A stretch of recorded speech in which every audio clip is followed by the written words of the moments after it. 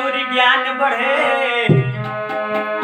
संतन के संगत से गुण और ज्ञान बढ़े, मानव के मान बढ़े, दान पुण्य कैला से भक्ति में मान बढ़े, स्थान बढ़े दुनिया में कि भक्ति में मन बढ़े, हरि के गुण गैला से माता या पिता के घर में संतान बढ़े, माता या पिता के घर में संतान बढ़े कि माल खजाना बढ़े, धन के कमैला से आर मुदई के मन बढ़े, आर मुदई के मन रे बढ़े कि मुदई के मन बढ़े, भेंट कर माँ सरस्वती जी के दरबार में एगो भक्त जाके कहते कि हे माई बिना तोहरा दया के एगो पतई भी ना हिलेला। वह भक्त कहत का कि परल माज धारावा पीछे,